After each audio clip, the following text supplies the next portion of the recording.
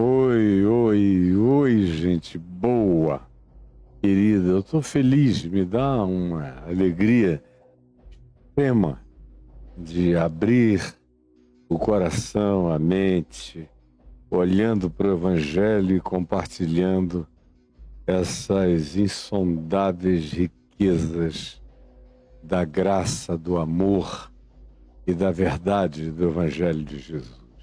E que tem o poder de libertar a cabeça, a mente, a alma, transformar as psicodinâmicas do interior da gente, botar raízes, plantar a eternidade no coração de cada um de nós.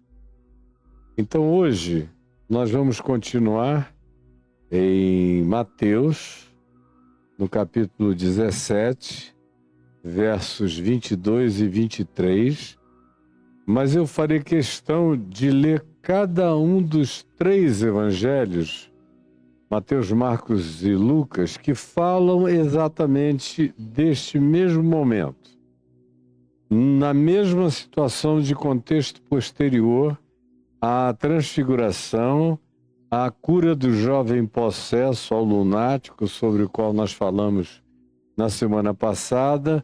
Uma vez que isso acontece, eu vou começar pelo texto de Lucas.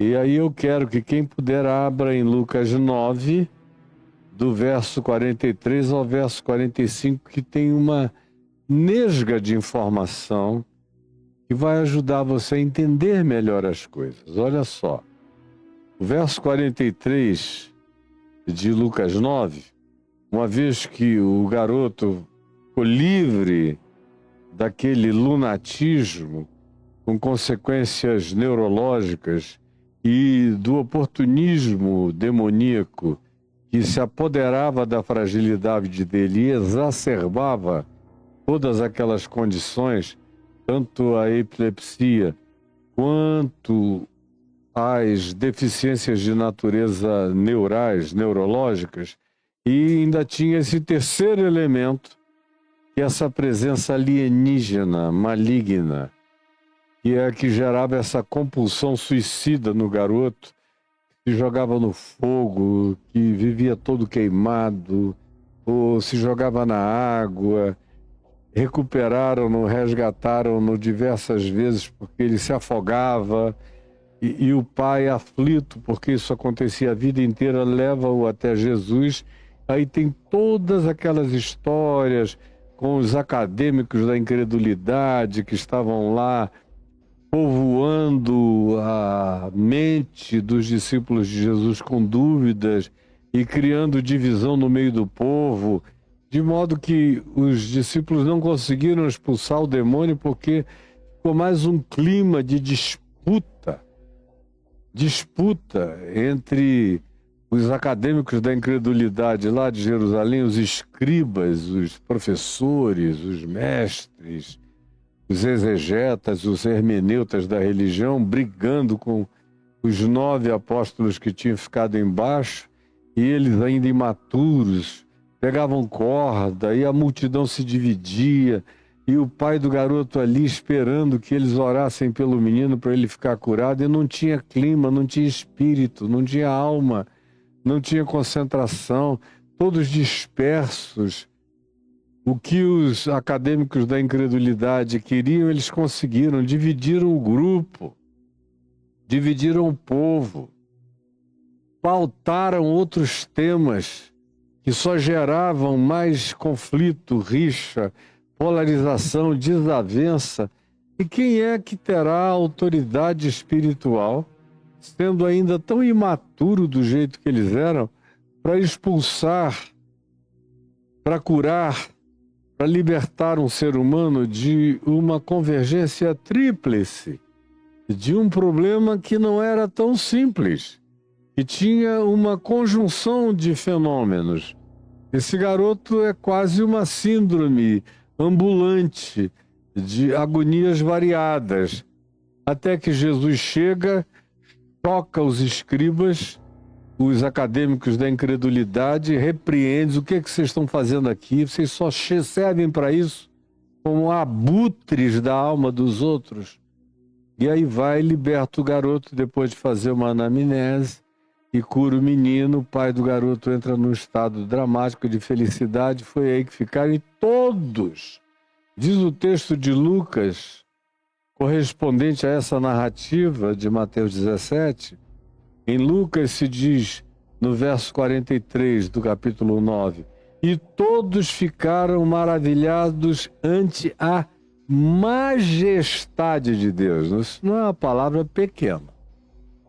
A gente há de convir com uma palavra poderosa. Para eles foi algo majestático, poderoso. Foi de uma soberania.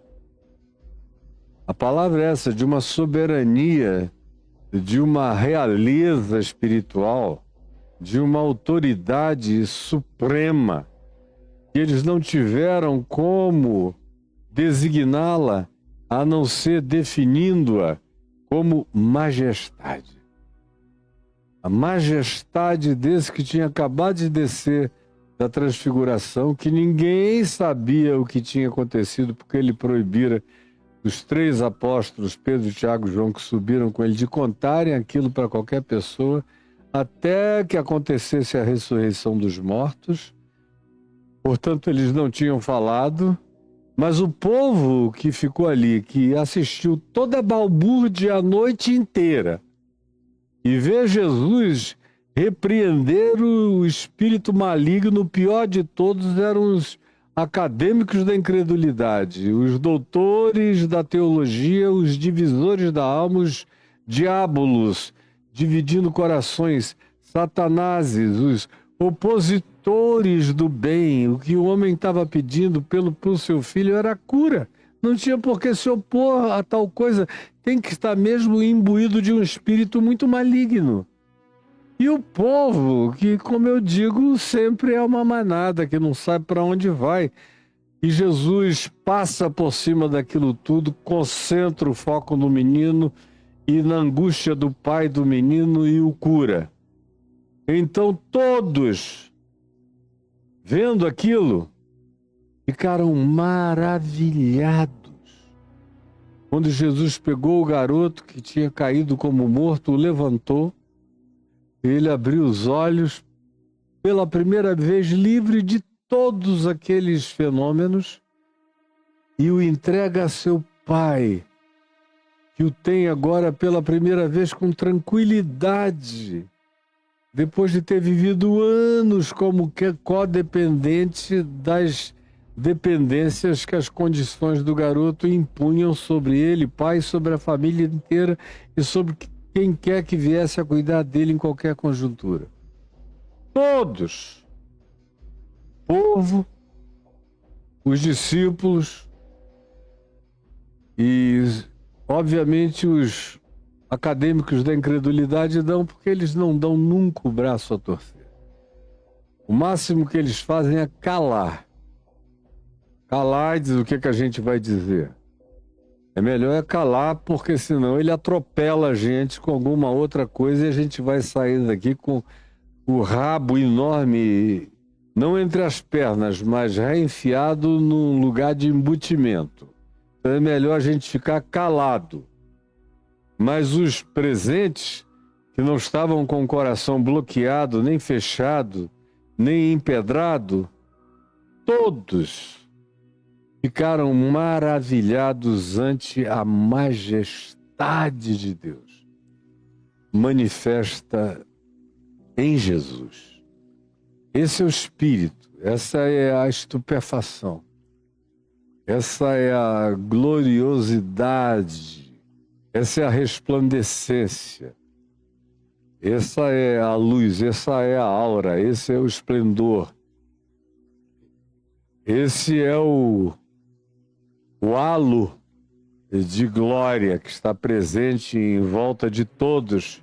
Embora os olhos não vissem, os espíritos sentiam a suspensão que aquela ação de Jesus tinha gerado com a libertação de todas aquelas presenças malignas, tanto a espiritual quanto as encruadamente na doença epilética dele, na condição neural, tanto quanto a repreensão aos acadêmicos da incredulidade que covardemente se calaram como sempre. Bom, é majestade a palavra que Lucas usa para designar esse momento de glória extrema. Tomou conta da mente e do coração de todos eles. Aí olha só, continuação do verso 43 em Lucas 9 diz: como todos, quando você lê todos, exclua os acadêmicos da incredulidade, porque eles são invergáveis, inconversíveis, incuráveis. Esses estão como o faraó, com o coração endurecido para qualquer que seja o sinal, o prodígio, a maravilha, o milagre, a graça, a compaixão, a salvação, a libertação manifestos. O coração deles é, de fato, como essa pedra que de coração só tem a aparência, mas é pedra pura. Era assim o coração deles e de tantos quantos como eles se tornem na mesma presunção teológica e de conhecimento de Deus, sem nada de Deus no coração. Como todos se maravilhassem dessa majestade divina, como todos se maravilhassem de quanto Jesus fazia e de tudo que ele realizava, e de como ele operava essas coisas sem choque, sem gritaria, sem alarde, sem confusão, sem Babel, sem ninguém.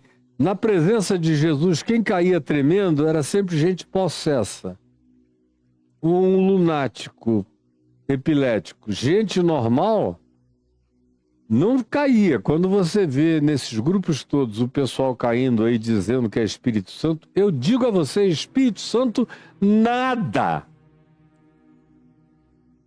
Em alguns casos eu vejo, eles estão possessos.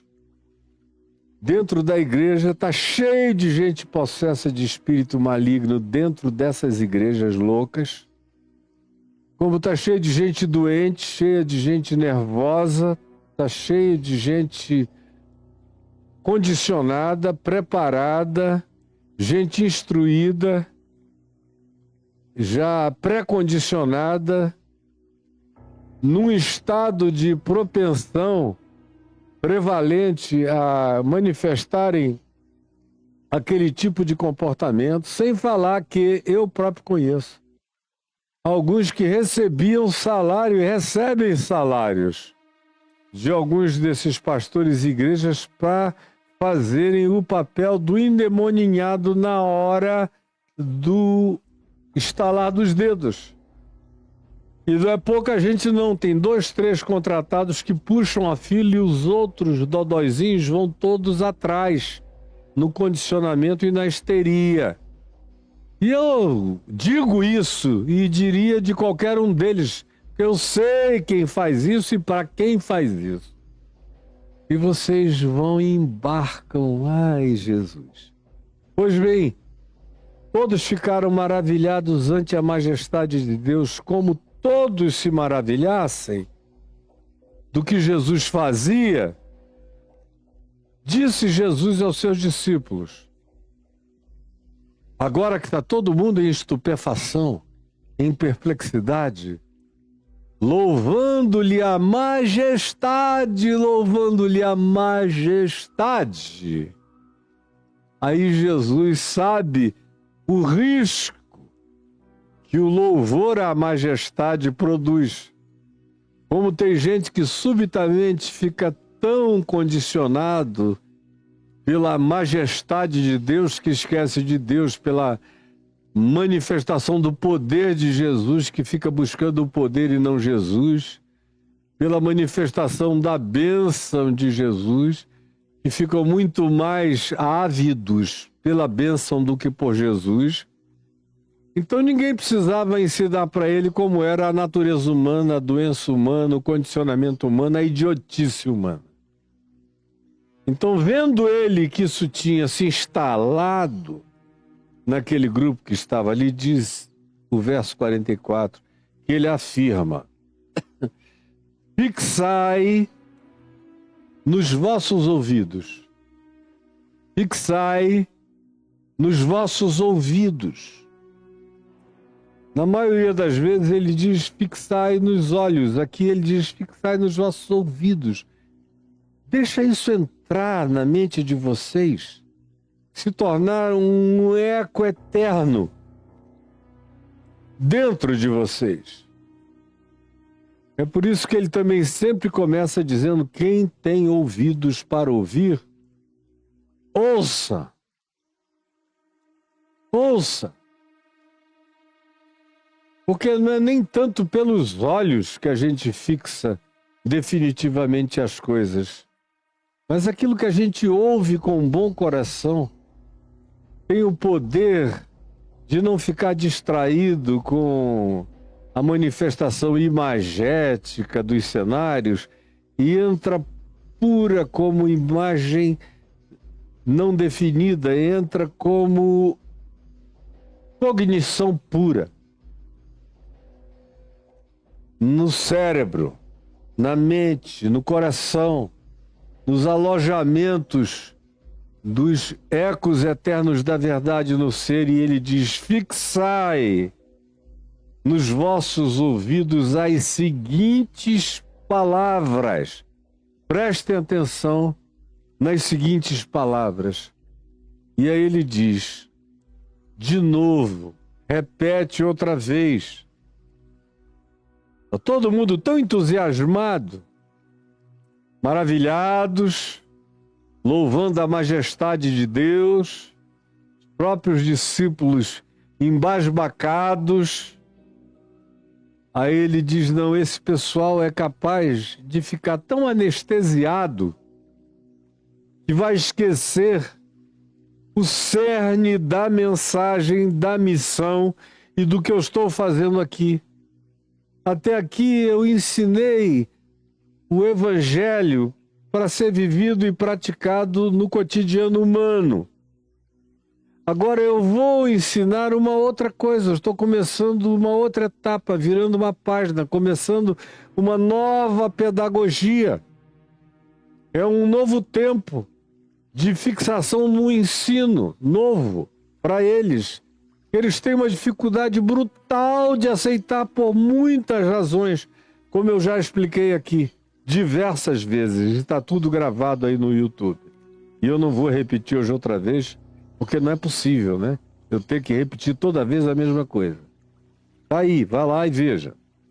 Então, ele diz: está na hora de trazer, de furar esse balão da majestosidade, da maravilhosidade de Deus, eles olhando para essa realidade sublime, sem botarem os pés no chão, sem olharem para onde pisam. Porque a cruz é um caminho no chão mais cruento da vida. E o que ele estava ensinando, a página que ele já tinha virado e já vinha falando sobre o mesmo assunto. E toda vez que falava tinha alguma objeção. O Pedro dizendo isso jamais te acontecerá, e ele repreendendo, dizendo arreda Satanás. Ou então Pedro de novo dizendo, aqui tá tão legal na transfiguração, vamos ficar por aqui mesmo. Eu faço 3 tendas, uma para ti, outra para Moisés, outra para Elias, a gente fica aqui. Nada de descer, nada de ir para Jerusalém, vamos ficar morando nesse Monte Hermon. Vai ser tão mais gostoso. Tu és o Cristo lindo de Deus. E ele que é Cristo, como eu disse, sem cruz. Aí depois vem aquele papo de Elias. Mas escuta, Elias não vem antes da explicitação do Cristo. E restaura todas as coisas, de modo que o caminho do Cristo é só ir em tapete vermelho até o trono. Aí Jesus disse, não, cara. Elias vem primeiro e eu vos digo que já veio. E fizeram com ele tudo quanto quiseram, porque não o reconheceram e o mataram. E aí eles, com cabecinha de pedra, cérebro de pedra, entenderam que Jesus tinha lhes falado acerca de João Batista. Em outras palavras, o Elias que veio não subiu aos céus num aparato luminoso chamado de carruagem de fogo. Era um aparato como aquele que apareceu a Ezequiel, uma roda dentro da outra, só que esse com um contorno aparatoso diferente. Mas era um aparato de uma outra natureza, que não nossa, humana, feita de outra energia, mas que tinha também o poder da visibilização. E foi nisso que Elias foi levado aos céus. Agora, João Batista foi levado ao cárcere e deceparam-lhe a cabeça. Então, nem a alternativa do João Batista que viesse em nome de Elias, ou do Elias que viesse como João Batista, preparasse o caminho, reformasse tudo para Jesus andar no tapete vermelho até ao trono, em Jerusalém, no Sinédrio, e depois em Roma e no mundo inteiro.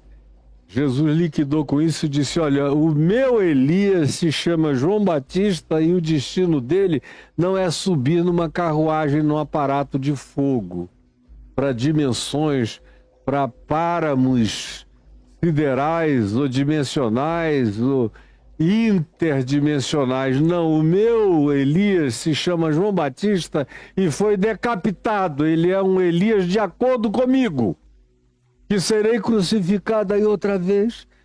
Todo mundo literalmente brocha lá na transfiguração, mas eles estão sempre tentando arranjar uma alternativa para terem um Cristo sem cruz. Como Edir Macedo me disse, na minha igreja, Cristo não tem cruz. Cruz dá azar, cruz faz todo mundo querer ficar bonzinho, misericordioso, solidário, generoso, pensando sempre no perdão dos pecados que já está feito, definitivo. Eu quero um pessoal que não tenha essa esperança aqui dentro. É um pessoal que esteja devendo todo dia, que não tenha nada paga, que eles tenham que pagar diariamente, meter a mão no bolso e botar a grana para mim. Cristo atrapalha, o Evangelho atrapalha, a cruz atrapalha. A palavra que ele usou para mim foi dar azar.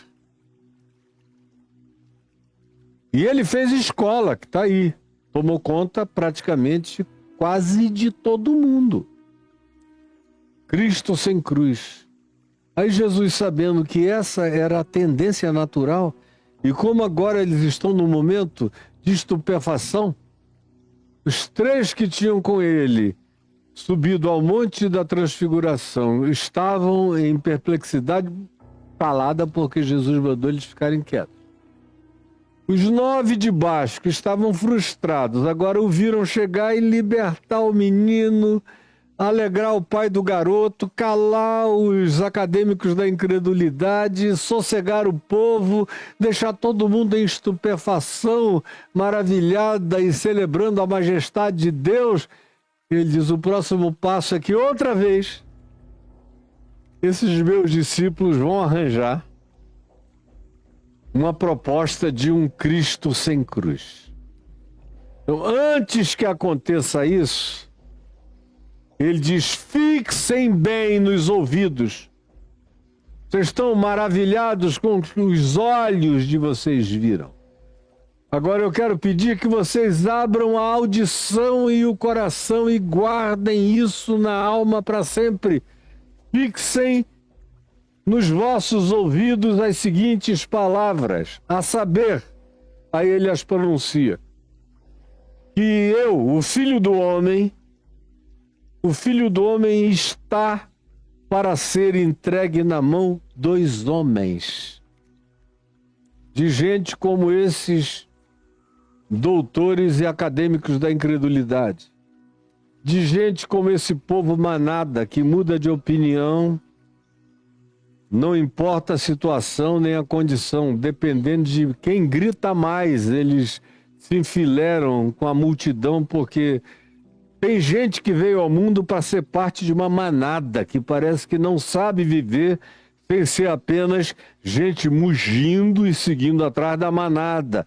Infelizmente, a maioria absoluta do planeta não passa de manada, infelizmente.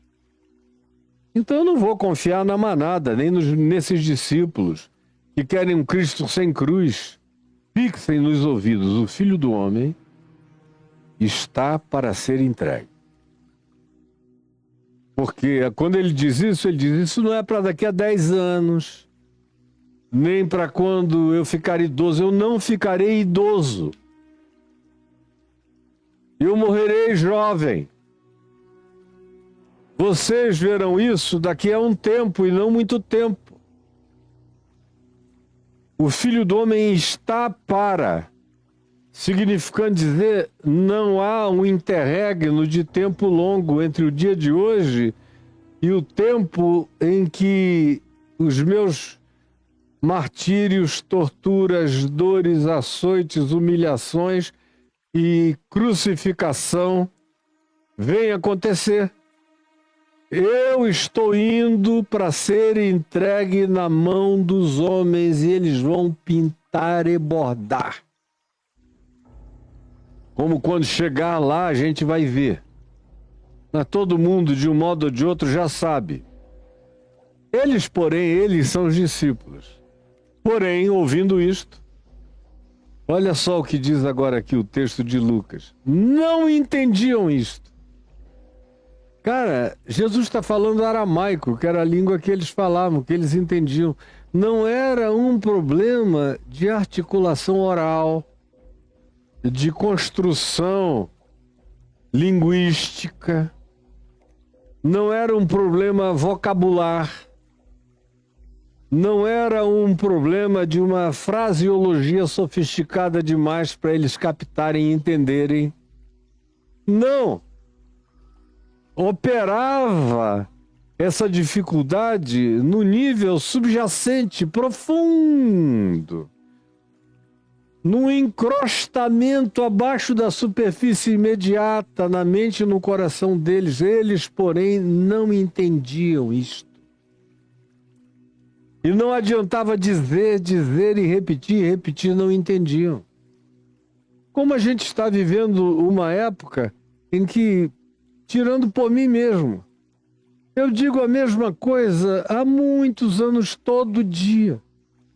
E eu vejo pessoas que houve tempos em que aparentemente entendiam e os anos passaram e eu vi o comportamento que elas adotaram e eu vi que elas nunca entenderam nada. Nunca. Qualquer coisa as desvia daquilo, eles não se fixam, porque eles não querem se fixar. Eles não ouvem porque eles não querem ouvir. Eles têm ouvidos, mas eles não querem transformar o que lhes entra pelo aparelho auditivo num eco eterno da voz imorredora de Deus no coração. Eles, porém, não entendiam isto. E foi-lhes encoberto. Já que eles não querem, eles repreendem Jesus, eles querem um Cristo sem cruz, manifestaram isso em diversas ocasiões, toda oportunidadezinha que tem de criar uma glória para Jesus. Sem cruz é o que eles querem. Isso está pré-determinado no coração deles. Eles tinham, de certa forma, abraçado essa fantasia ensinada pela escatologia dos judeus de que o Cristo viria uma vez só, e como eles criam, os discípulos, que Jesus era o Cristo, então ele não iria voltar uma segunda vez, ele tinha vindo para ficar.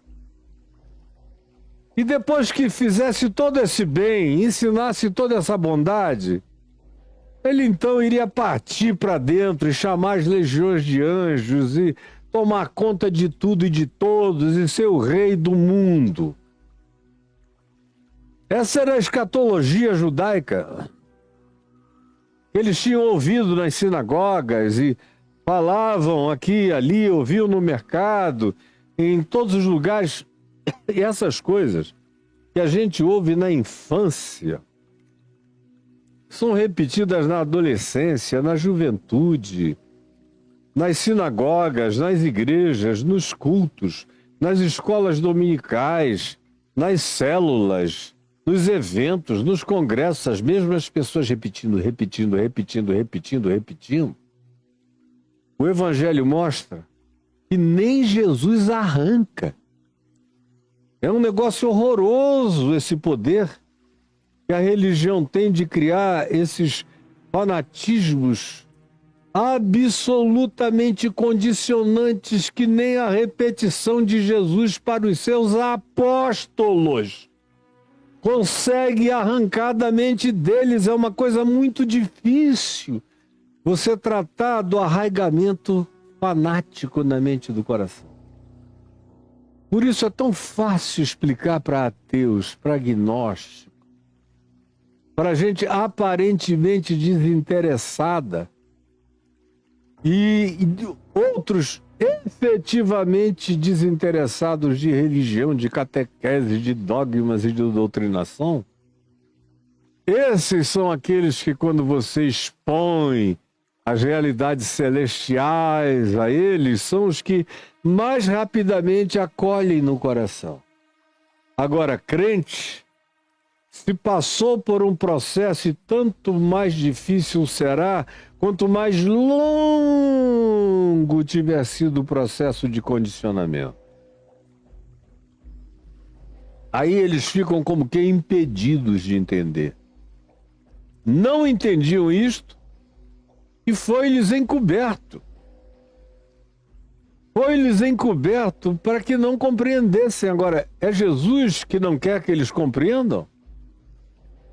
Jesus está brincando com a cognição deles? É claro que não. Foi-lhes encoberto pelo processo, pelo fenômeno cognitivo ao qual eles aderiram tão profunda e fanaticamente que isso se transformou num impeditivo profundo e total. Para a compreensão deles, não é Jesus cegando-os de propósito para que eles não enxergassem nada. Jesus está insistindo, repetindo, e não está brincando de dar aquela informação. Mas quando a gente não quer, a gente não aceita. Quando a gente não quer compreender, não quer entender, não quer abraçar, não adianta. É por isso que a redundância de Jesus é menos redundante do que a gente pensa quando ele diz: quem tem ouvidos para ouvir, ouça. Como quem tem olhos para ver, enxergue. Porque A gente determina o que a gente quer ver, quer ouvir, não quer ouvir, quer acolher, não quer acolher. E não adianta que se repita e nem quem repita. No caso aqui é Jesus falando, é só Jesus falando desse tema, mas não adianta, o coração está endurecido. Os ouvidos estão entupidos. Eles não querem que seja desse jeito. Por isso eles se auto-impediram de perceber o que Jesus faz força para que entre neles. Faz parte da pedagogia nova de Jesus. É ensinar, é bater, é rebater, é aprofundar, é estaquear profundamente essa consciência na mente e no coração deles, mas eles não estavam querendo. Foi-lhes encoberto para que não o compreendessem.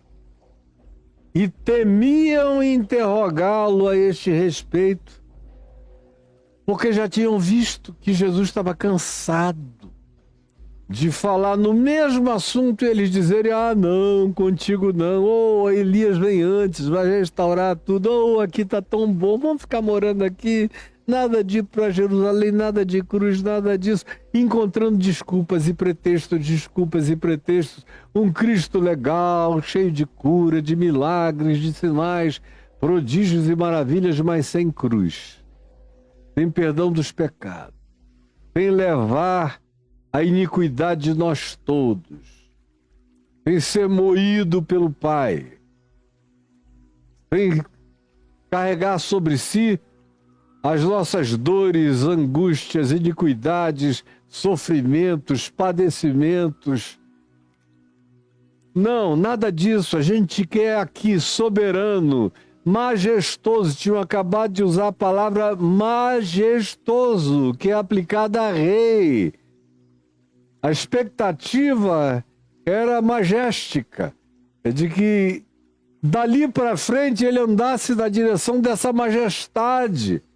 Especialmente os que o tinham visto na transfiguração, diziam: meu Deus, está tudo pronto.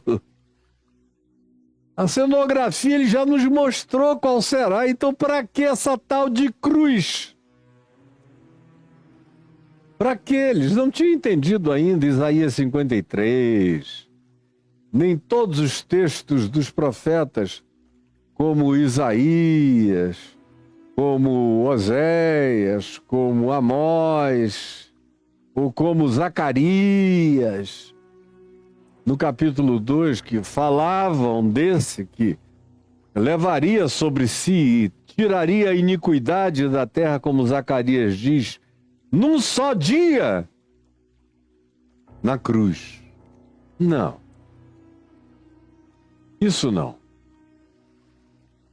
E eles resistiram tanto que um véu caiu na face deles, como diz Paulo em 2 aos Coríntios, no capítulo 3, nos versos 3 do capítulo 3 e 4, especialmente já no 4º capítulo de 2 aos Coríntios, Paulo diz: eles não conseguem enxergar o que Jesus fez, enquanto eles se deixam orientar por Moisés e pela lei de Moisés.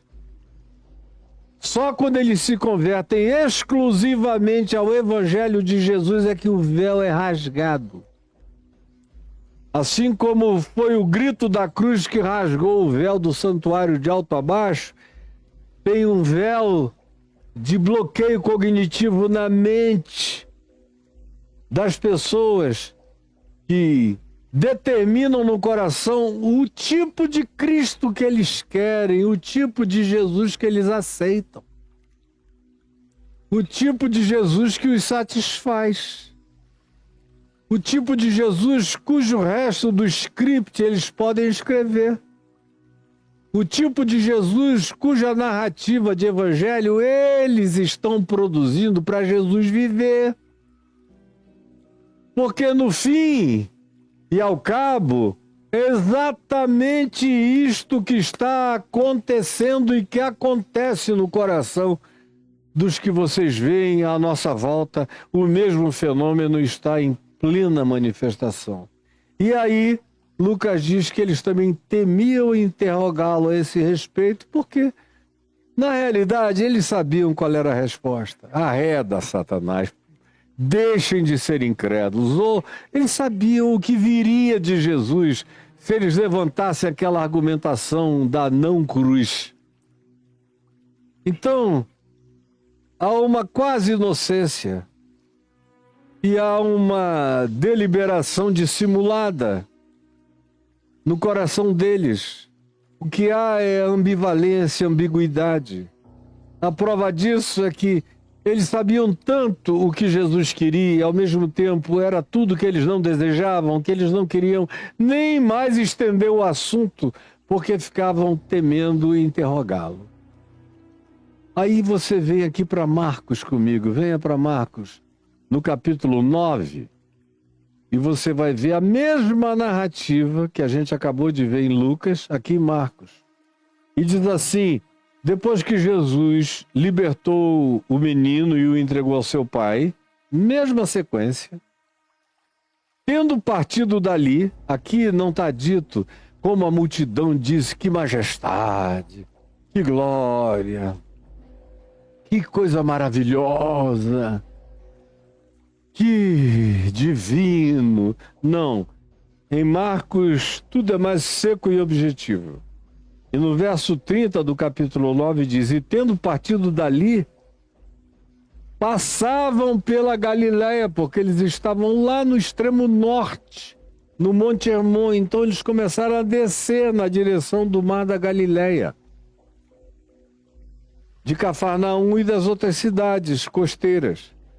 Partindo dali, passavam, atravessavam, desciam a Galiléia, do sopé do Monte Hermon na direção do mar da Galiléia, que é bem mais baixo.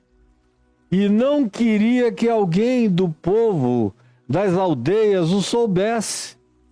Nem tampouco os acadêmicos da incredulidade, que eram verdadeiros satanases, que só chegavam para perturbar, para querer discutir teologia, escatologia e provar para os outros que ele não era quem todo mundo estava começando a crer que ele pudesse ser. Não queria que ninguém o soubesse. Por quê? Porque ele tinha virado uma página que nem todo mundo iria entender. A multidão não entenderia. Não era algo para ele pregar para a multidão toda, porque a multidão não entenderia. Os discípulos, os apóstolos escolhidos pelo nome, que andavam com ele todo dia, que comiam, dormiam e viviam ao lado dele, não entendiam, não aceitavam a cruz. Imagina se o povo iria dizer: ai, que lindo, vai ter a crucificação, e pelo que é mesmo, hein? É para levar os pecados do mundo, ai, que maravilha, seremos perdoados. Não. Ele sabia que ninguém queria conversar sobre aquilo, como não querem conversar sobre isso hoje.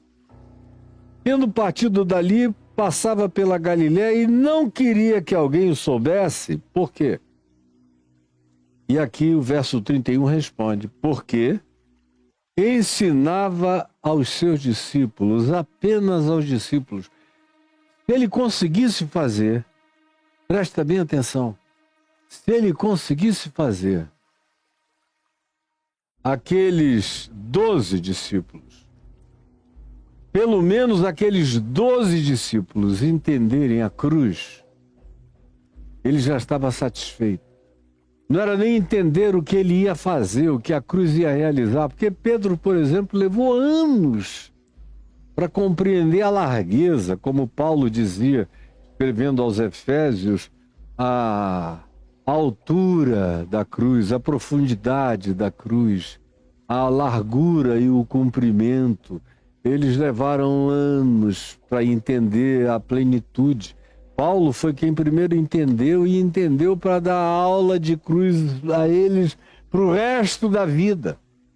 Porque chegou só a um ponto que eles entenderam que era básico, que a gente vê no chamado querigma, que são aquelas pregações narrativas sobre a morte e a crucificação de Cristo que você encontra em Atos 2, Atos 4, Atos 6, pregação de Estevão e algumas outras vezes onde o querigma é anunciado ali em Atos. Mas não tinha aplicação da cruz.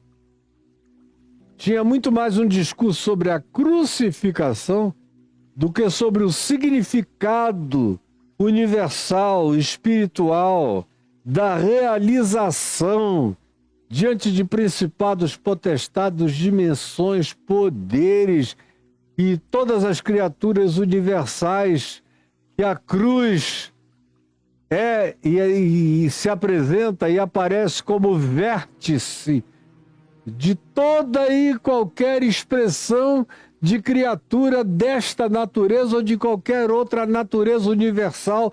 Tudo tem na cruz o seu ponto de convergência, porque o primeiro grito de Deus na criação não foi haja luz e houve luz, foi haja cruz e houve cruz. É da cruz que tem todas as explosões de criação de universos, tantos quantos existam. Ele, todavia, sabia que a multidão não iria entender. Primeiro ele tinha que conseguir fazer aqueles 12 compreenderem. Não queria que ninguém participasse porque ensinava aos seus discípulos e lhes dizia a mensagem da cruz: o Filho do Homem será entregue na mão dos homens. Então a primeira coisa chocante para os discípulos: Jesus entregue na mão dos abutres, dos acadêmicos da incredulidade, dos membros do Sinédrio, desses assassinos teológicos? Não, não, não. Pedro sente coceiras dentro de si quando ouve isso: o Filho do Homem será entregue na mão dos homens e o matarão. Matarão. Vocês vão olhar para o meu corpo e eu estarei morto, morto, morto, morto. Mas 3 dias depois da sua morte, o Filho do Homem ressuscitará de entre os mortos. Aí olha só o que diz aqui em Marcos 9,32. Eles, contudo, não compreendiam isto. Eu já expliquei, falando em Lucas, da mesma passagem há 10 minutos atrás, as razões. Não compreendiam porque estavam pré-determinados a não compreender e temiam interrogá-lo. Agora eles sabiam o que eles não queriam saber. Ou seja, o que Jesus pensava iria atropelar qualquer que fosse o antagonismo, porque ninguém o impediria de marchar para a cruz. Ninguém, nem nos céus, nem na terra, nem debaixo da terra, em lugar nenhum, impediria de marchar na direção da cruz. Aí, dito isto aqui, a gente vem para Mateus, que é onde a gente está seguindo, fazendo a sequência, e é onde nós vamos ficar por enquanto. Aqui em Mateus, no capítulo 17, é no verso 22 que a gente lê o mesmo texto de Lucas e de Marcos. E diz: curou o menino, mandou todo mundo embora, muita gente dizendo que coisa majestosa, que maravilha, que daqui para cima não pode ter caminho para baixo. Ele já atingiu esse nível de majestade suprema e sublime, e dessa glória ele não retrocederá. Aí o texto prossegue e diz, reunidos, o texto de Marcos diz, passando eles pela Galiléia. Aqui é reunidos na Galiléia, em algum lugar, entre o Monte Hermon e o Mar da Galiléia, o Lago de Genezaré e Cafarnaum e as cidades circunvizinhas, em algum lugar ali, no meio daquele caminho, eles pararam. E Jesus começou a ensinar, tipo, assentados em algum canto, em alguma grama, em alguma sombra. Só Jesus e os 12. E diz: o Filho do Homem está para ser entregue nas mãos dos homens. O Filho do Homem está para ser entregue nas mãos dos homens. Vai acontecer e não vai demorar, por falta de aviso e de aprazamento relativo, é que eles não podiam ser surpreendidos, porque Jesus foi repetitivo. Então, quando ele for entregue aos homens, os homens, o matarão. Mas ao terceiro dia ressuscitará. Aí preste atenção. Então os discípulos se entristeceram grandemente. Então os discípulos se entristeceram grandemente. Aqui tem uma palavra final que nos ajuda a entender um princípio cognitivo importantíssimo. Quando a tristeza é muito profunda, ela tem um poder extraordinário de produzir bloqueios de entendimento. Você nunca viu isso? Na sua vida, na sua família? Eu sou pastor, então eu gastei a vida, até o dia de hoje, ouvindo gente, drama humano, aos milhares, milhares e milhares. Meio século de angústia humana, todo dia, todo dia, todo dia. E uma das coisas que você constata é aquele processo de negação da verdade. O negacionismo, que a gente já viu aqui no Brasil, a manifestação coletiva de praticamente metade de um país inteiro cair no negativismo absoluto. E mesmo que chegasse um anjo do céu com uma vacina de Covid-19 dizendo: essa aqui foi fabricada nos céus dos céus, pelos anjos, e eu vim trazer a fórmula para vocês ficarem curados dessa doença, eles iam dizer: não, nós te repreendemos em nome de Jesus, porque aqui nesse braço nós não vamos admitir isso.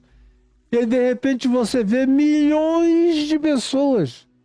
Tanto é que, por exemplo, quem mais morreu de Covid, estatisticamente falando, foram os pastores.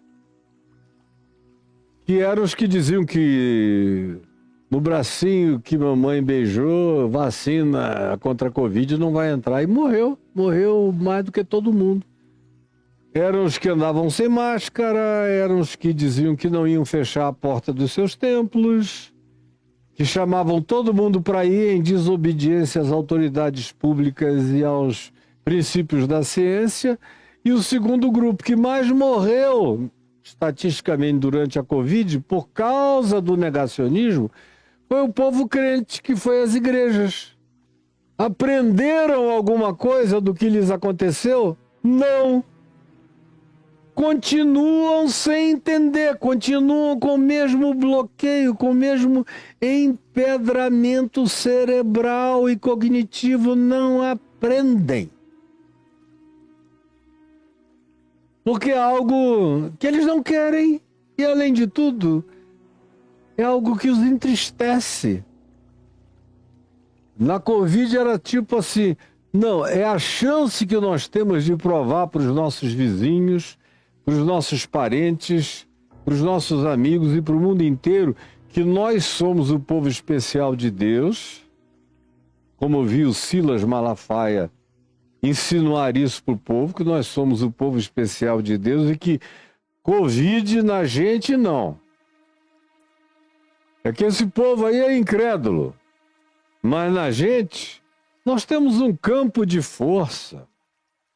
Nós somos os discípulos, nós somos os escolhidos, nós somos os dizimistas, nós somos os louvadores, Nós somos os que sustentam Deus no mundo.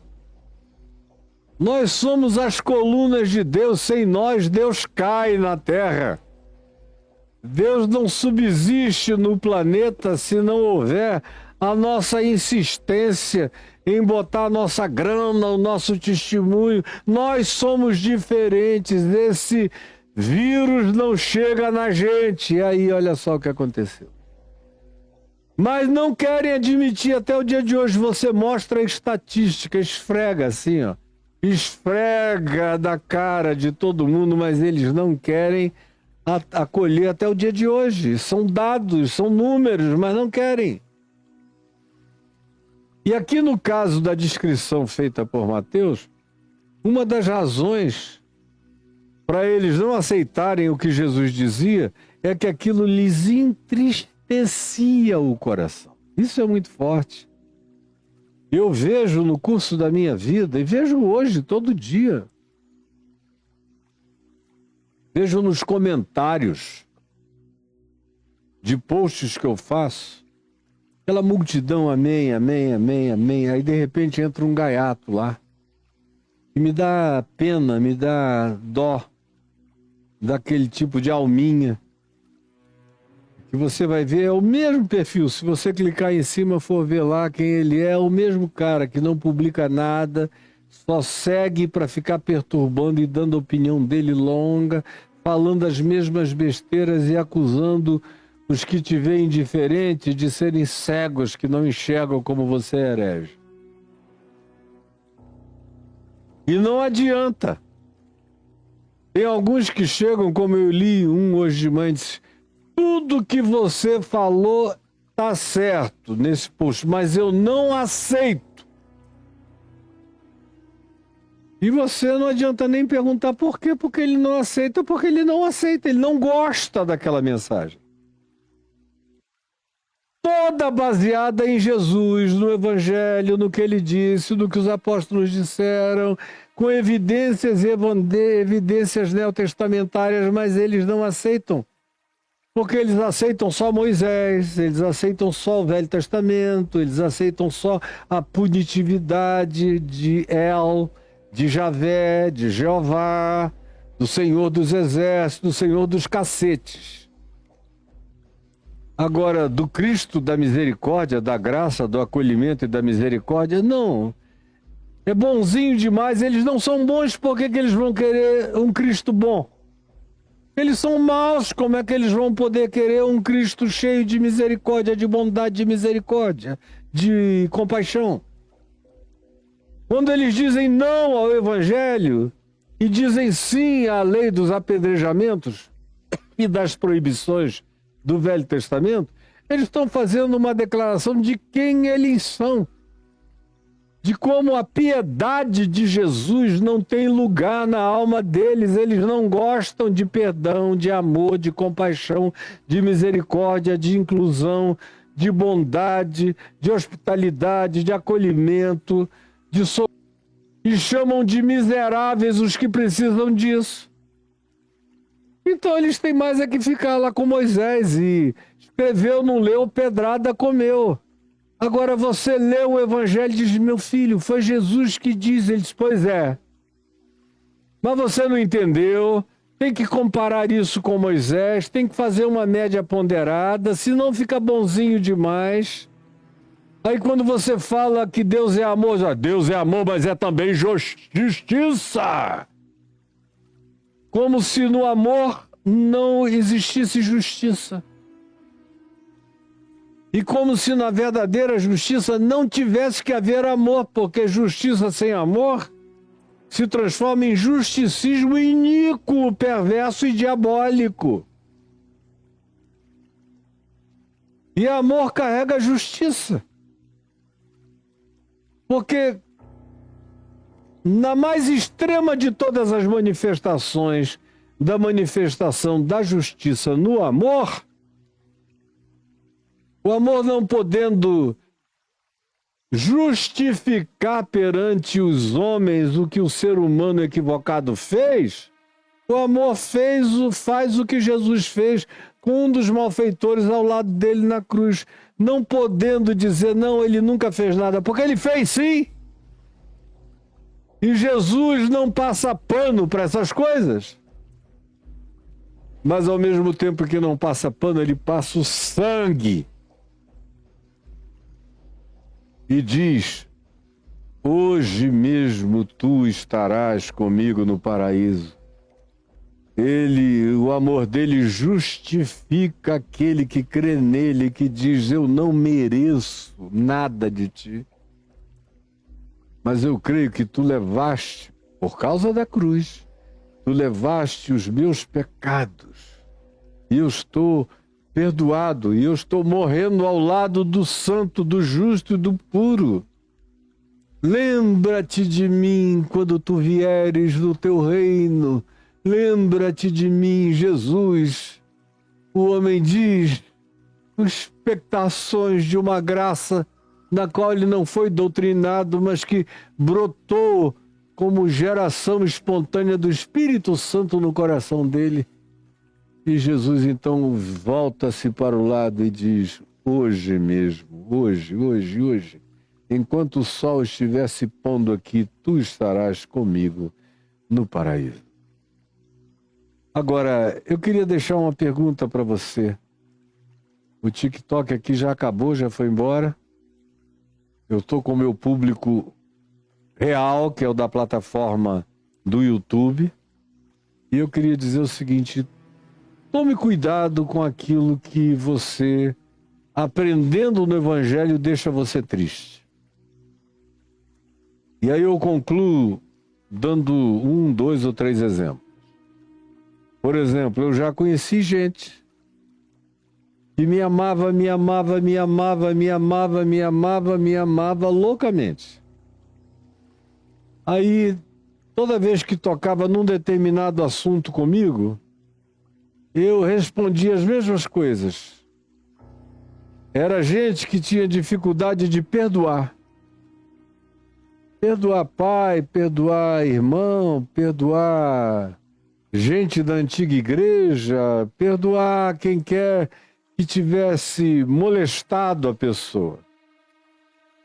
Aí eu contava a história, por exemplo, do filho pródigo. Aí quando terminava, eu via a pessoa baixar a cabeça. Teve uma vez que eu vi a pessoa, inclusive, chorar. Dizer: ai, desculpa, meu pastorzinho querido, mas eu não consigo aceitar essa parábola. Esse negócio do filho que ficou em casa trabalhando, tem toda a razão. O pai não podia ter aceito aquele outro que foi embora, torrou a fortuna toda da família, agora volta e o pai põe um anel no dedo, manda matar um novilho cevado, veste-o com a melhor roupa, contrata a melhor banda da cidade, manda dar uma festa, começam todos a dançar. É claro que o filho que chegou do campo, que estava trabalhando, ficou com ódio, com toda a razão. Eu dou razão àquele filho, não dou razão a Jesus nessa história, não. E chorava de tristeza. Mas vocês vejam como às vezes tem coisas profundas plantadas no coração da gente que nem o Evangelho, sendo de Jesus, arranca da pessoa.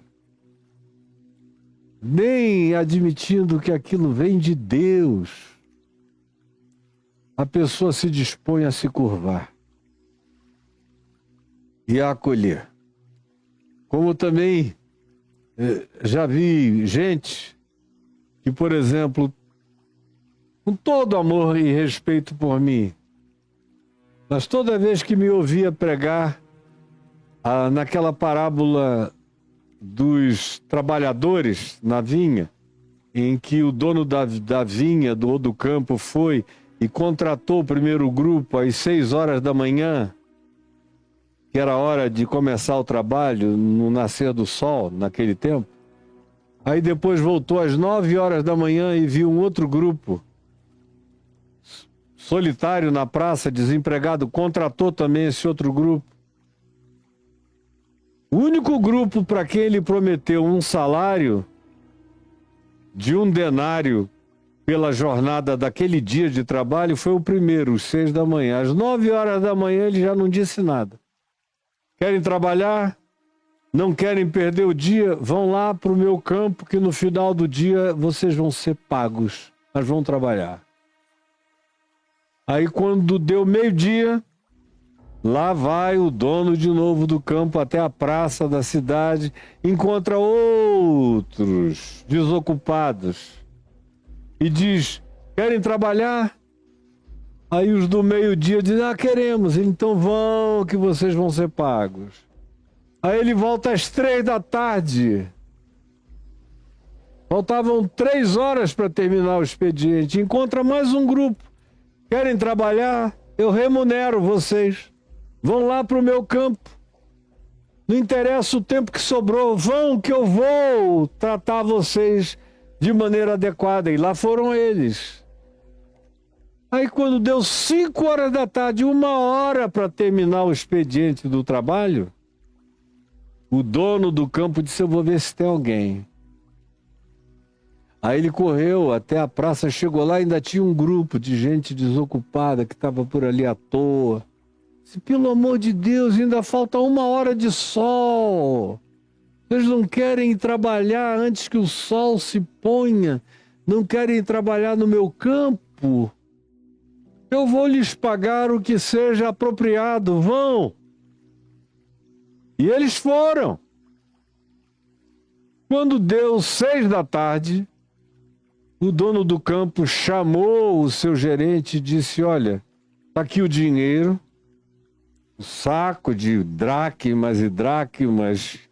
O dinheiro não era papel, eram umas patacas que eram equivalente a tanto X e Y, conforme as unidades de valor, as unidades monetárias do primeiro século, estabelecida pelos romanos. Pois bem, está aqui, pode pagar todo mundo. Começando pelos que iniciaram primeiro às 6 horas da manhã. Aí, disse, não, vamos fazer o seguinte, começa com os últimos. Os que chegaram a 1 hora atrás, deixa os que chegaram primeiro por último. É aquela velha máxima de Jesus que os últimos serão os primeiros e os primeiros serão os últimos. Pois bem, aí chamaram os que tinham trabalhado só 1 hora, 1 horinha. Venham aqui. Aí eles chegaram lá e o que é que eles receberam? Eles receberam uma pataca de 1 dracma, que tinha sido o que o dono do campo tinha prometido pagar a jornada inteira do dia para quem ele contratou às 6 horas da manhã. Peguem aqui e levem essa dracma. Aí chamou os das 3. Aí 1 dracma. Aí os que tinham chegado às 6 disseram, opa, se quem trabalhou só 1 hora ou só 3 horas recebeu 1 dracma, ele contratou com a gente e prometeu nos dar 1 dracma. Mas é claro que quando chegar na nossa vez, se a gente levar em consideração que quem só trabalhou 1 hora ganhou 1 dracma, quando chegar a nossa vez, nós vamos ganhar 8, 9, 10 dracmas. Aí os pagamentos foram feitos, chegou a vez do primeiro grupo e eles também ganharam apenas 1 dracma. E aí ficaram com ódio, se transformaram num sindicato, reclamaram contra o dono, isso é injustiça da tua parte. O cara disse, escuta, isso aqui não é funcionalismo público. Aqui é iniciativa privada. O dinheiro aqui é meu. Se eu começar a querer rasgar dinheiro, o que vocês têm a ver com isso? Se eu decidir ir aqui para a margem do Mar da Galileia e pegar uma pataca, um saco de dinheiro e jogar todo no meio do Mar da Galileia, que mal eu estou fazendo a vocês especificamente? Eu não prometi que daria a vocês 1 dracma? Pega o que é teu e vai em paz. Eu estou te pagando o que eu combinei contigo. Agora, se eu quero fazer do que é meu o que eu desejar, o que que vocês têm a ver com isso? E aí eu encontro essas pessoas que, quando ouvem essa parábola, entram em crise. É gente que me diz chorando: Pastor Caio, eu não consigo, eu aceito Jesus em tudo, mas parábola do filho pródigo, a parábola dos trabalhadores ali na vinha, com aquela disparidade de pagamentos, eu não aceito aquele argumento. Não aceito. E choram. E você diz: mas meu filho, foi Jesus que ensinou, porque a graça é assim. A graça não leva em consideração o teu tempo de serviço. A graça leva em consideração o teu acolhimento da promessa de Deus. A graça opera segundo a promessa, a tua fé na promessa. E não o débito de Deus para contigo. Quem opera na base do débito é a lei de Moisés. A graça de Cristo opera na base da fé na promessa. E quem trabalhou mais se tenha por privilegiado, por ter passado mais tempo trabalhando para Deus. Quem chegou no fim do tempo, como aquele malfeitor da cruz, que não teve tempo para nada, a não ser ouvir Jesus dizer: hoje mesmo estarás comigo no paraíso. A graça é dele, ele faz o que ele quer, com alguém que olhou, viu Deus nele, creu na promessa e na misericórdia, pediu bondade e recebeu bondade. E o que você tem contra o amor de Deus? Mas eles baixam a cabeça e choram entristecidos. E assim eu poderia contar vários outros casos de gente que eu vejo no mesmo estado e se entristeceram grandemente. Porque alguma coisa viola o script da deformidade de caráter, da cultura paterna severa, dura, das obediências às leis que foram impostas. Eles se submeteram anos e anos e anos e anos, aquele pastor, aquele grupo, aquela religião. E agora chega alguém como eu pregando a graça de Deus, que eu faço isso não de agora, mas tem 51 anos que eu prego a mesma mensagem. E os legalistas ficam com raiva, porque todo legalista determina que ele vai escrever o script do que Deus vai ter que cumprir. E como vem Jesus e viola todos os scripts em nome do amor, eles se entristecem profundamente, eles se bloqueiam e eles não entendem, eles escolhem não entender, eles escolhem não acolher, eles escolhem não aceitar, eles escolhem se impedir de compreender. Porque se eles aceitarem, eles vão ter que praticamente se virarem do avesso. Tão doentes e empedrados e marmorizados que está o coração deles pela obstinação daquilo que nem diante de Deus eles querem trocar e nem aceitar e acolher como verdade. Senhor Jesus, eu te invoco, eu te invoco, eu te invoco, pedindo que o teu Espírito nos tenha ajudado a entender quem somos e como nós não somos diferentes, como as mesmas sutilezas, as mesmas membranas impenetráveis, os mesmos bloqueios,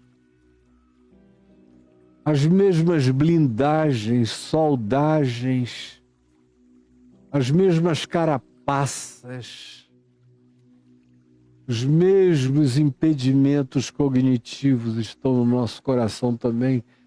E é isso que nos faz seletivos. E é isso que nos faz escolher o que a gente quer do que Jesus ensina. E rejeitar o que a gente não quer acolher.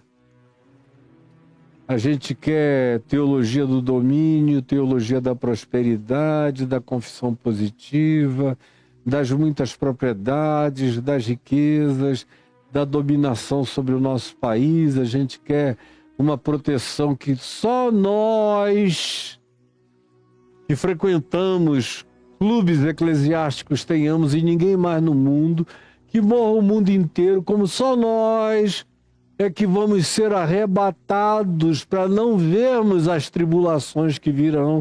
Só nós. E não adianta Jesus dizer outra coisa, porque nós já aceitamos a nossa doutrina como sendo aquela a qual Deus tem que se submeter, e nós não vamos abrir mão do que desde pequeno nós acolhemos. Mesmo que Jesus explicite outra coisa, o nosso coração não consegue botar isso para dentro. Por favor, ajuda-nos a nos enxergarmos e a termos a coragem de acolhermos essa tua palavra, é o que eu te imploro. Em teu nome, Senhor Jesus. Amém e amém. Olha só, gente boa de Deus, está comigo aqui, os amigos lá dos 3.000 do TikTok que passaram hoje por aqui, já foram, e comigo só está quem está na minha plataforma, que é o YouTube, é onde está tudo, onde as coisas sérias para valer ficam. E essa sequência de Mateus está toda aí, vai fazer 2 anos agora, no final de dezembro, início de janeiro. E a gente chegou ao capítulo 17.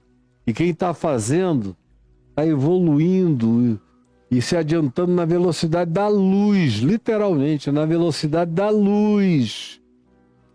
Agora, os preguiçosos estão lá atrás, a passos de cágado. E dá uma pena, uma tristeza enorme. Mas eu espero que os teus filhos e os teus netos sejam melhores que você. É o que eu espero, sinceramente, de coração. Olha só, vocês estão vendo passar quem está aqui comigo no YouTube? Estão vendo passar esse Pix aí de baixo, não é? É um Pix, eu quero esse, do CPF, onde está escrito Caio e Adriana. São aqueles amigos que dizem, a gente queria participar pessoalmente do que chega na tua casa, no teu sustento, na tua mesa, na tua família, nas tuas despesas imediatas. E aí esses têm ajudado, como a Vanessa, que é bem frequente aqui com a gente, o André. Obrigado, Vanessa. Obrigado, André. Obrigado, Areuvan. Deus te abençoe. Joseli.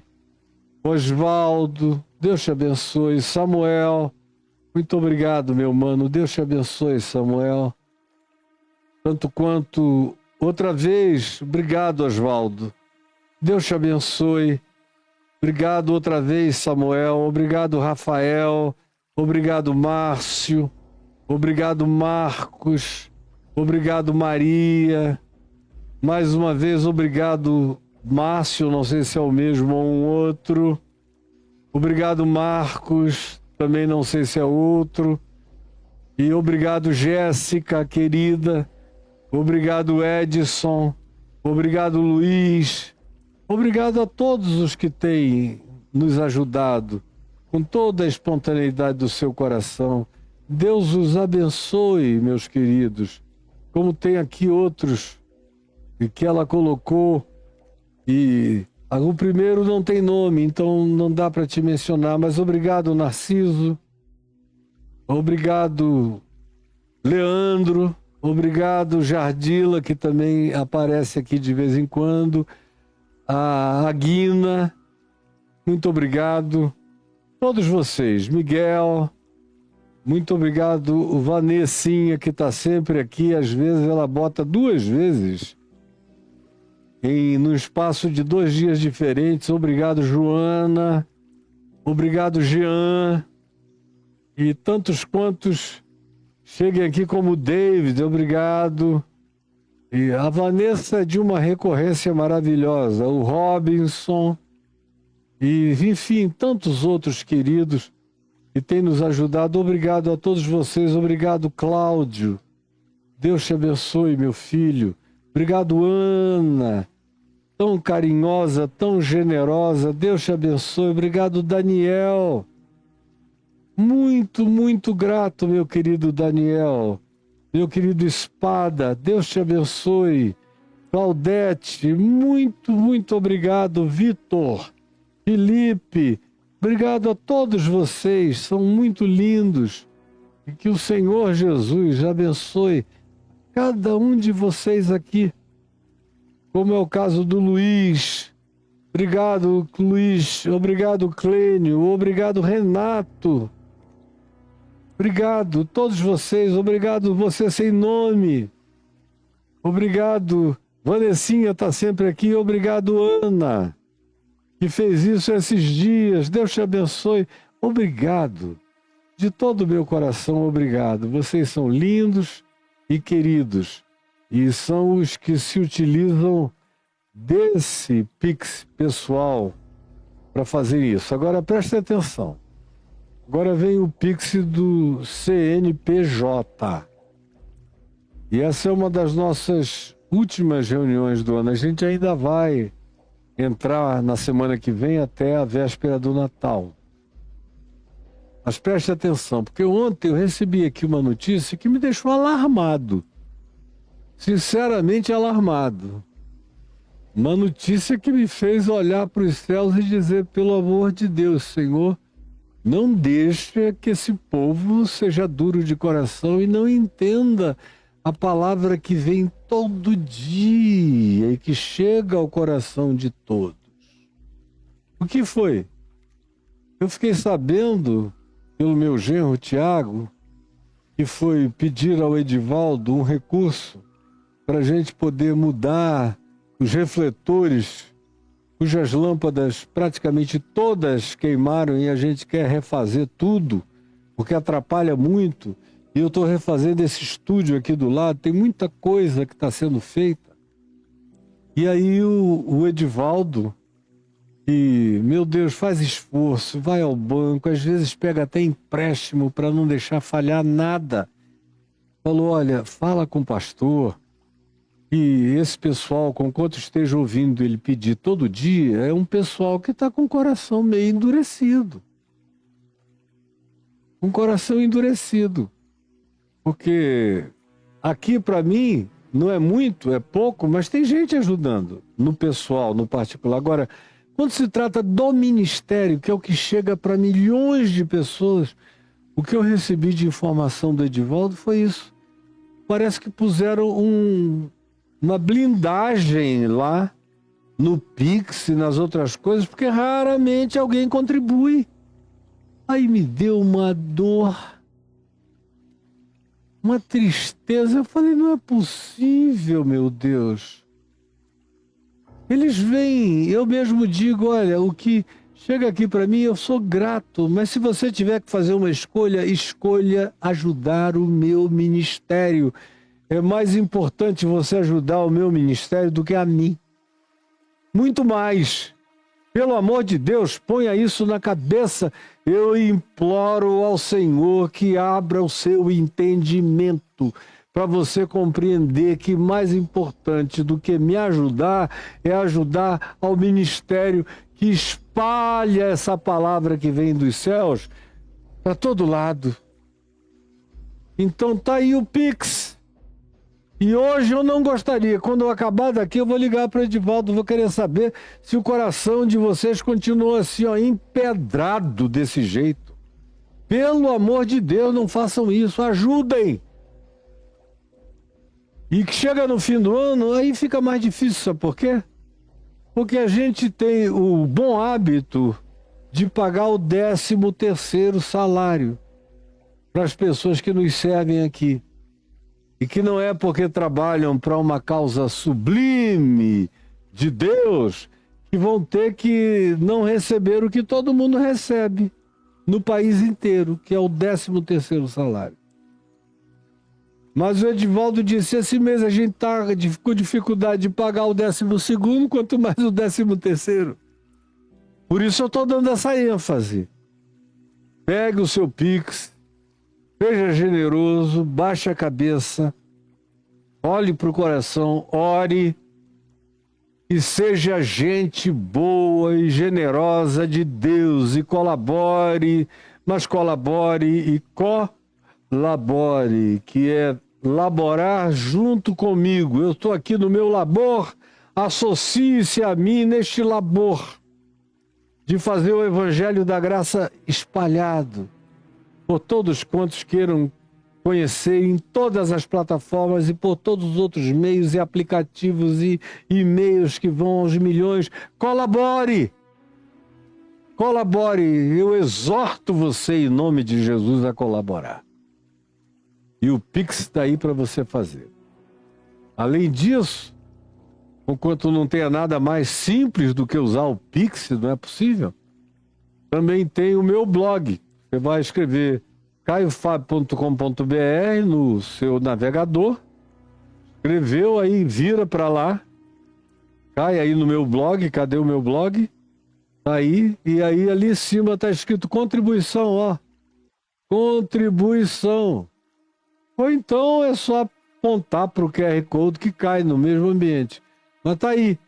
E aí, do lado do QR Code, você tem o Banco Santander e o Banco do Brasil, com as contas, com os telefones, com tudo que precisa para ajudar. E aí embaixo tem essa tarja preta, opções de contribuição. Clica, cai no verdinho ali, passa dele, mais do que rápido. E aí temos outra vez os mesmos dois bancos, as mesmas duas contas. Embaixo, o cartão de crédito Visa, Mastercard, American Express, Diners Club International, cartão Elo. Você pode usar qualquer um deles, fazer uma oferta única ou fazer aquela oferta planejada para 3 meses, 6 meses, 1 ano, conforme seja a sua estabilidade em relação ao seu cartão e a sua projeção. Se você fizer isso, vai nos ajudar imensamente, porque a gente pelo menos sabe com o que conta. Nossas orações já tem uma base de entendimento e de gratidão, dizendo, Senhor, obrigado, porque tem essas pessoas que já se comprometeram com isso para frente. Agora, toca no coração de outros e manda mais gente com esse mesmo espírito, com essa mesma atitude. Então, abaixo dos cartões que estão aí, tem o PagSeguro, você sabe usar, e você que está no exterior, está na Europa, nos Estados Unidos, na África, na Oceania, na Austrália, gente me assistindo em Israel, na Palestina, tem gente em tantos lugares, no Líbano tem gente vendo, gente em tantos lugares do planeta, no Japão, tem muita gente que nos vê no Japão. Nos ajude e use o PayPal, que você de qualquer lugar da Terra pode enviar a sua colaboração e mande-a, pense em algo dobrado, triplicado para esse final de ano, para nos ajudar. Eu não digo valores, eu apenas apelo para a sensibilidade do seu coração, considerando que é só com você que a gente conta. E não temos nenhuma barganha, não temos nada para trocar contigo. A não ser eu dou de graça essa palavra que não tem preço, é priceless. E você faz uma ofertinha para ajudar a que outros sejam alcançados. Pelo amor de Deus, não seja mesquinho, seja generoso. Porque Deus ama quem dilata o coração e faz tudo com dadivosidade e alegria. Bom, uma vez que eu disse isso, eu vou olhar lá, vou ligar para o Edivaldo e perguntar quem foi que de hoje para amanhã mandou. Quero ter certeza disso. Agora escreva aí também outra coisa que é importantíssima, caiofab.com.br/cursos. Cursos. Estamos chegando ao final do ano. Botou aí, Caio? Vamos lá. Caio Fábio, deixa chegar. E eu estou querendo que você pegue 1, 2, 3, quantos cursos desses você queira, não só para você, mas você também pegue para dar de presente de Natal para pessoas queridas que gostariam de fazer, não puderam até agora, não souberam ainda. Tem todos esses cursos e se você clicar em cada lugar desse, tem uma explicação minha num vídeo dizendo qual é o conteúdo do curso. E tem, graças a Deus, gente chegando aí. Só que há lugar para todo mundo, há lugar para centenas de pessoas mais que precisam fazer e evoluir. Esse curso oferece evolução. Todos eles oferecem paz, pacificação, maturidade. Tiram você da mesmice, do de sempre. Projetam, catapultam você para uma sequência de entendimento que precisa ser dado em sequência e com uma certa pedagogia para você entender, guardar e mudar para sempre e entender muita coisa que você não entendeu até o dia de hoje. Então pegue o seu curso aí, eu estou feliz com os que estão fazendo isso. Não se ausente dessa possibilidade que está oferecida a você, com a graça de Deus. Vá, faça e pegue. Eu vou ficando hoje por aqui. Amanhã nós estaremos de volta no nosso segundo dia nessa semana em Mateus. No dia de amanhã eu vou falar num dos textos mais lindinhos, singelos. Os meus netos iriam dizer um dos mais fofos, vovô. Esse texto é muito fofo, vovô. É um fofo mesmo esse texto. Que é sobre Jesus, Pedro, os impostos e aquele peixinho entalado com um estáter. E Jesus conhecia o peixinho entalado no meio de milhões de peixes do Mar da Galileia. Ele sabia qual era o peixinho entalado. Amanhã eu vou falar sobre isso. E eu quero todo mundo aqui comigo, com a graça de Deus, no dia de amanhã, para a gente tratar desse peixinho querido entalado. E você que anda entalado, amanhã é o dia do seu desentalamento. Com a graça de Deus, em nome de Jesus, em nome de Jesus. E eu quero dizer o seguinte a você: erga os seus olhos aos céus e busque graça em tempo de você poder ser achado. Busque ao Senhor enquanto Ele está perto. E Ele está perto de todos aqueles que o invocam. E buscando, você vai aprender, vai experimentar e vai praticar a realidade. Que os jovens se cansam e se fatigam. Que os moços de exaustos caem. Mas os que esperam no Senhor renovam as suas forças. Correm e não se cansam. Caminham e não se fatigam. E também sobem com asas como águias. É por isto que correm e não se cansam, caminham e não se fatigam. Assim é a vida daquele que espera no Senhor e anda nessa fé. Você crê? De todo o meu coração eu creio, Jesus. Amém, amém e amém.